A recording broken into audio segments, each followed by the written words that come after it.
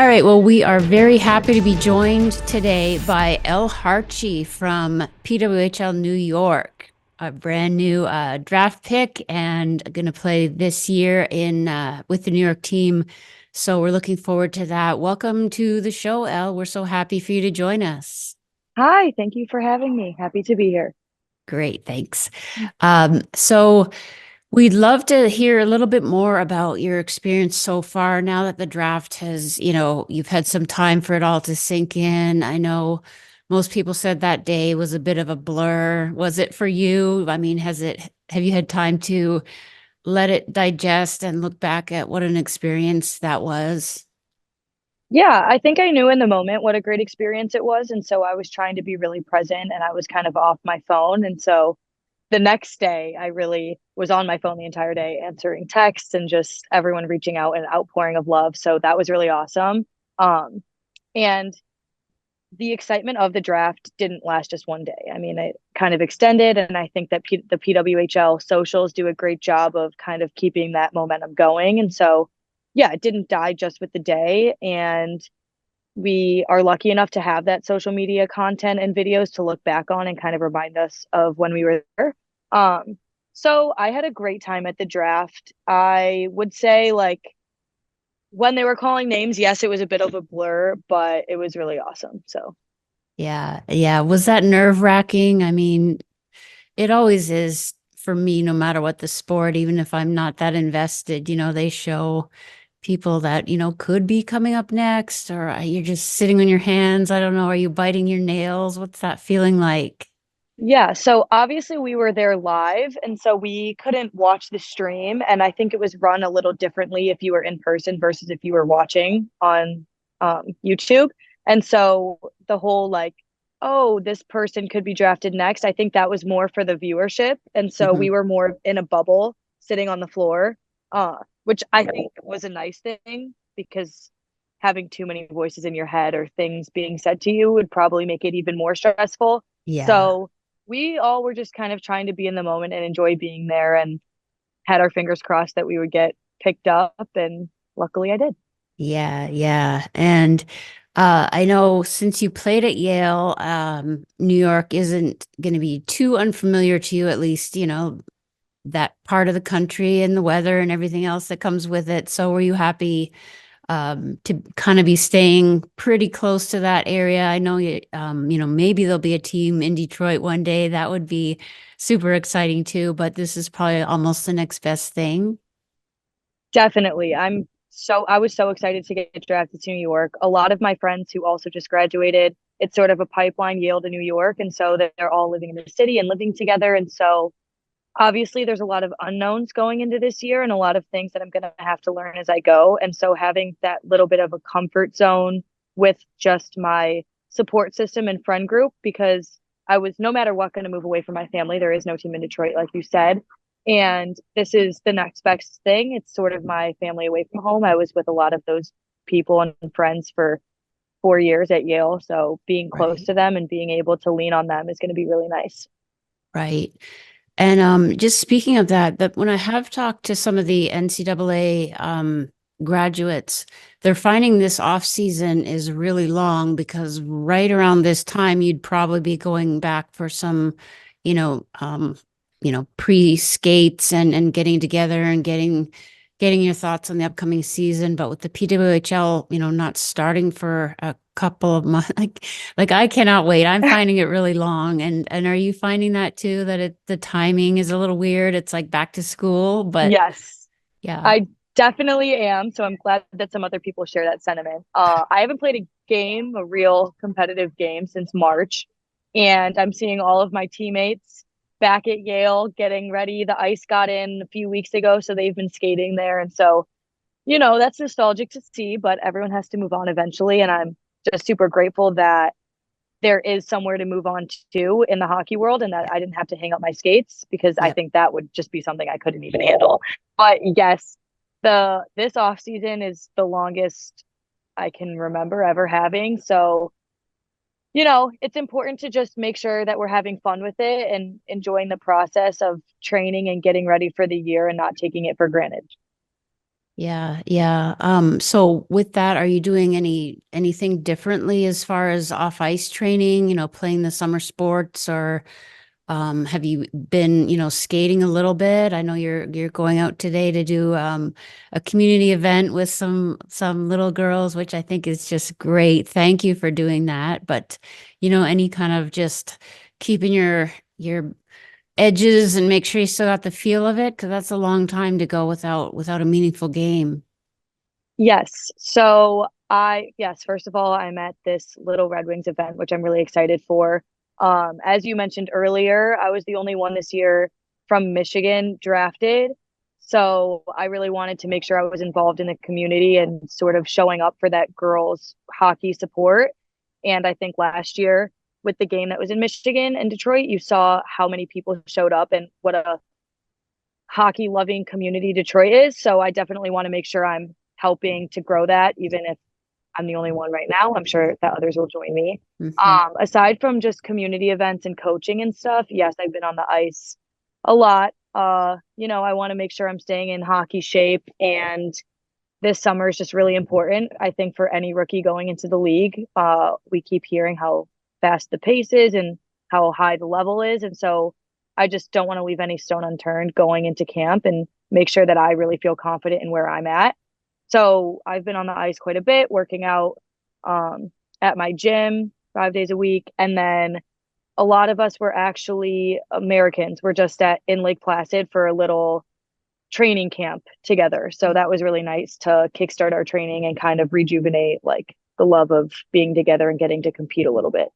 Yeah, that's great. That's great. So, well, it won't be too long before you get to shift gears and head on over to the New York team, named to be Yeah. determined. We're all just, waiting for that. Just really excited to get the names, but let's just go Hmm. with it. And everybody agreed that they had a fantastic draft. Of course, the number one overall pick and a couple of sleeper picks. They made a nice trade to kind of move down and get a bonus pick. So there are some really great looking rookies coming to the team, one of which is yourself.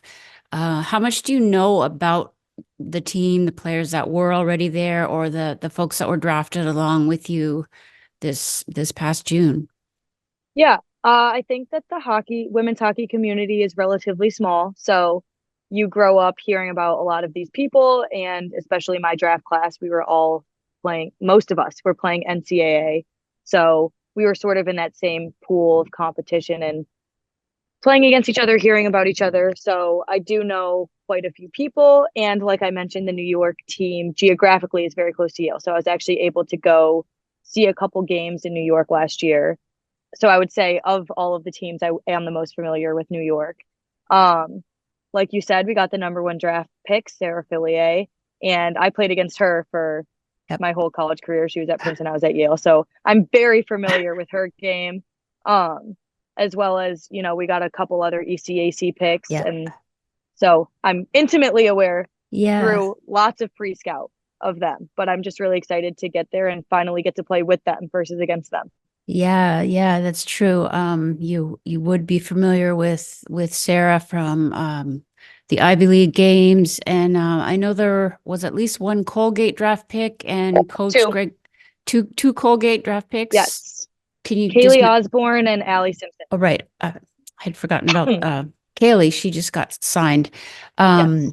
Yeah, so that's cool. And, you must be familiar with them as well as with Coach Fargo, even if, you haven't had close conversations, but you sort of know there's got to be some familiarity there, which I think must be really nice. I don't know if we're just hitting the same theme all over again, but is there anything, with those players being that much closer that you know about, or with the coach? Yeah, I think like I mentioned, we took a lot of time, a lot of hours watching game film, especially for 4 years being there and playing against those girls. So yeah, like I said, I also was very competitive with them. Um, So, I watch their games closely. And then with the hiring of Coach Fargo and Coach Skiba, actually Yeah. also an ECAC coach, that was kind of exciting because, again, I played against them. I'm sure they watched me play a lot in preparation for our games and vice versa. So, Yeah, yeah. No, I think that'll definitely give you a head start and just a comfort level. And that's great that you were able to get to a couple of games and see the pace of play. And I personally, I'll have to do my preseason um predictions, which I didn't do very well last year, by the way. I won't say anything about that, but I would not be at all surprised I mean, it was so close, right?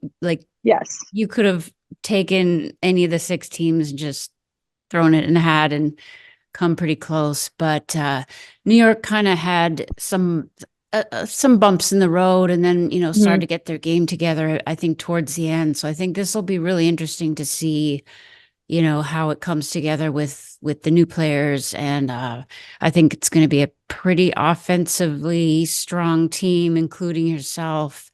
So for fans, I have one particular fan I'll give a shout out on my Twitter, who messages me and says they won't give up on I said it's not too late, you could switch teams if you're disappointed, because how attached can you be? But no, they didn't want to switch. So they're sticking with New York. And I I know think that's a they'll, good idea. yeah, well, yeah, probably I shouldn't have even suggested that, because I found it hard to switch from, my hometown team, which is Toronto, even though they were at the bottom for a while. So that's what happens. You pick your favorite. But I think New York is definitely gonna, you know, be right in the thick of it. And so what do you think your game especially can bring to that lineup besides, I mean, offense, of course, and just smart play?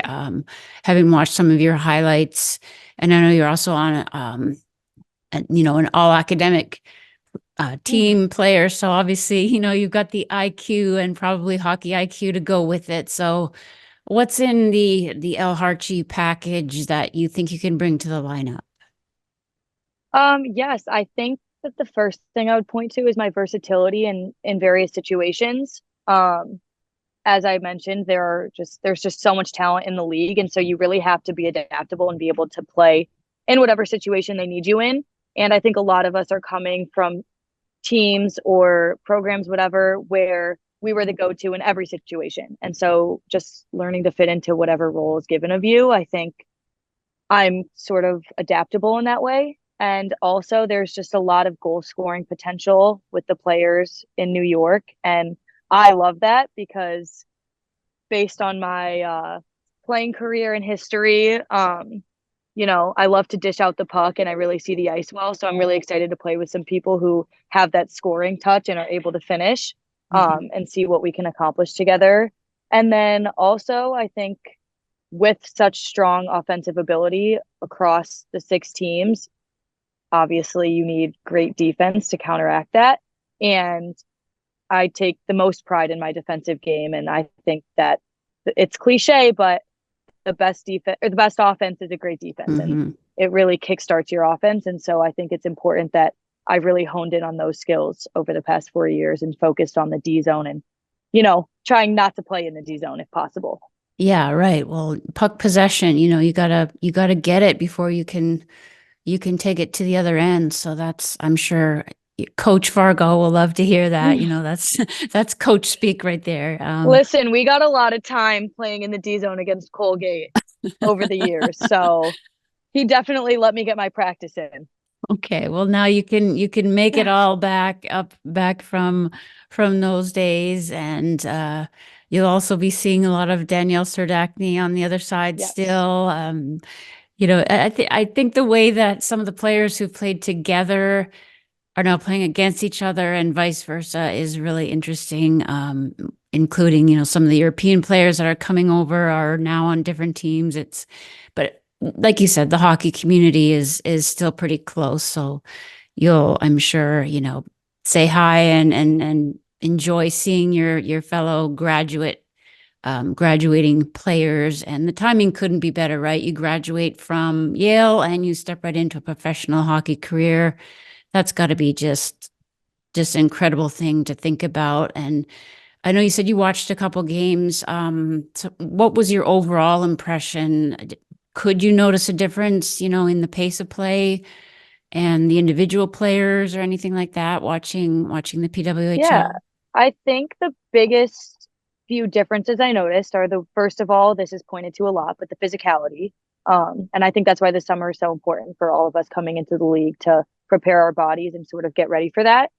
And the second difference that I would point to is the depth of talent on all the teams. I think a lot of collegiate teams have that top end talent, but then once you get further down the roster, there's sort of a bigger discrepancy. And so Right. you're kind of able to key in on one or two lines. Whereas in this league, every shift, someone's capable of doing a highlight reel play that's going to end up on SportsCenter. So I think that contributes to such a fast, physical, and exciting pace of play and game. So I'm just excited to get the ball rolling.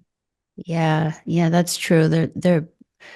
And I think coaching plays into that in the PWHL, knowing how to match lines, as you said, just because your first line happens to get a shift against, the fourth line, there's no time to breathe easy. And speaking of that, I wanted to ask you, because I know you are versatile. I'm sure you've killed penalties or, would be looked upon as a penalty killer. And with this jailbreak rule, are you excited about that? That everybody just, that took off, I think, even more than they expected. But are you, kind of gonna have an eye on that if you're out there on the PK? For sure. Obviously, the first priority is to not get scored on when you're on Of the course, PK, but I think it coach. adds a level of excitement for the fans, and for the PK, it's a little extra incentive to maybe possess the puck and not just chuck it down there when you get it. Yeah. And at least based on last year, it was really exciting to watch. And I was actually surprised at the amount of jailbreak goals that there actually were, or jailbreak chances. So Hmm. I didn't know kind of how it was going to play out when that rule was instituted. I didn't know Hmm. if it was really going to make a difference in the offense in a 4-on-5 situation, but it was really exciting. So yeah, I would love to get an opportunity to experience it. Yeah, they're just so cool. And then as it grew, it became more of a thing to skate over to the penalty box and grab the player and get them out. And it makes a huge difference in that moment in the game can be a huge momentum swing. So Hmm. I think that was a really, really well chosen rule. So I wanted to just get to a couple of kind of fun questions, if that's okay, and get to know your Yes. your playing style or your outlook on the game. So if you are chosen in a shootout, do you have a go-to or even a breakaway? But shootouts are a little different because you have a little more time to think about it. So what's your go-to shootout move? So I do have one. I Okay. don't necessarily think I'm gonna Yeah, maybe describe it. maybe you don't want to Um, reveal it. What would yes, I think Yeah. if you talk to any player, they would let you know that it's much harder to score on their own goalie who you're doing the same shootout Yeah. moves against in practice every day versus the other goalie. So I'm going to gatekeep that one. But Okay. yes, I do have preferences. Okay. Yeah, that's true. I don't want you to broadcast that and then someone goes back and watches this. Yeah. Hope you get to show us. Yeah, I'm gonna me have to too. watch. If you are in a shootout, I'm gonna be like, okay, this is the one that she wouldn't give away. Um, and then I wanted to ask just about players in the league or your favorite players. And we can break this up into, well, like, did you have a favorite, player growing up for, watching Team USA or anything like that, whether they're in the league or not? I'll follow up with, I think you know what's coming next, but was there a player growing up that you really admired? Growing up, I was obsessed and still am with Kendall Coyne. I'm just such a huge fan of hers. I have a few like core memories when I was younger, watching her in Blaine, Minnesota, where they used to have a lot of the USA hockey camps, just blowing down the wing and scoring. I was like, that was the fastest I'd ever seen someone skate. I also really admired how, despite her size, she was able to get so much accomplished. Yeah.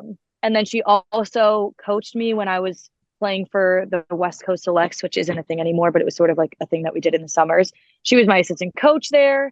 And then I remember watching her in the All-Star game again and beating some of the guys with her speed. So she's someone who I just have so many core memories tied to her of just like being in awe. And I was fortunate enough to spend some time with her recently, actually, at the US camp. And she's just so kind to everyone and really takes the time to introduce herself and make everyone feel important and welcome. And so I just have nothing but great things to say about her. So I'm very excited to actually play against her. Yeah, that'll be that I mean, she's definitely someone that a lot of people look up to as a role model and so instrumental in even getting the league started. Yes. And I do think and that some of the stories she was telling us, sorry to cut you off, but some of the stories she was telling us about the things she's done to get this league to where it is. I mean, I know people give a lot of credit where credit's due, but I don't think they know the half of the behind the scenes of what they had to go through to get to where we are today. So really grateful.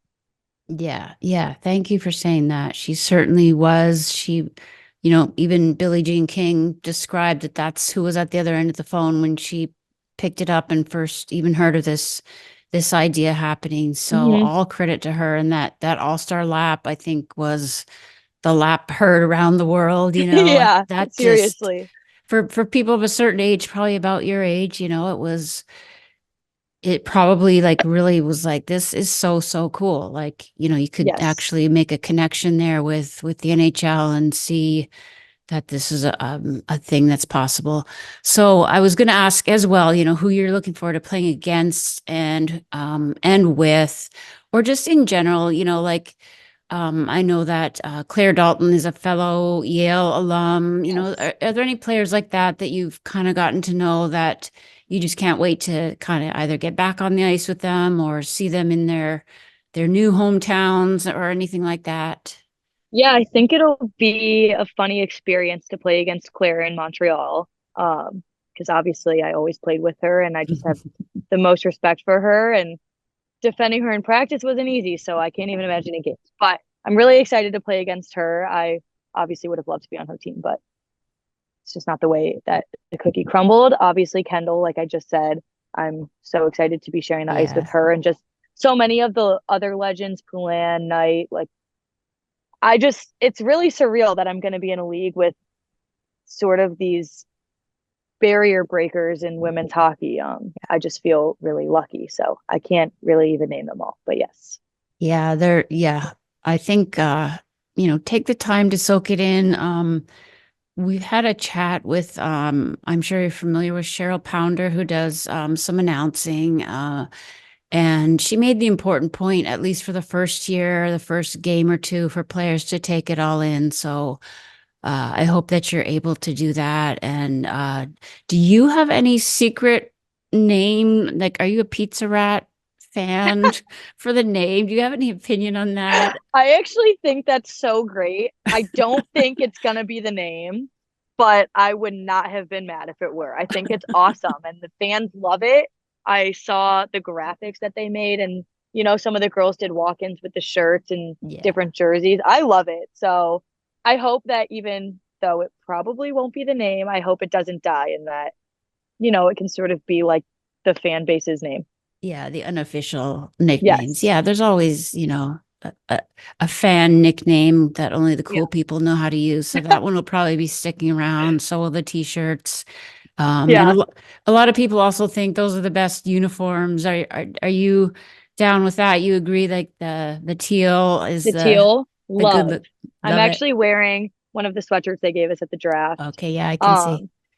I love the teal. I think it's so cute. So I'm excited to explore what I can do for walk-in outfits with the color scheme. And yeah, I'm excited. Yeah, that's great. I think the walk-ins, everybody, you know, that makes it a whole thing. And in case people aren't putting two and two together, they probably already are. But of course, Elle had the Detroit Lions jacket on at the draft that got so much attention. That was a great choice. And you said that was your sister's jacket.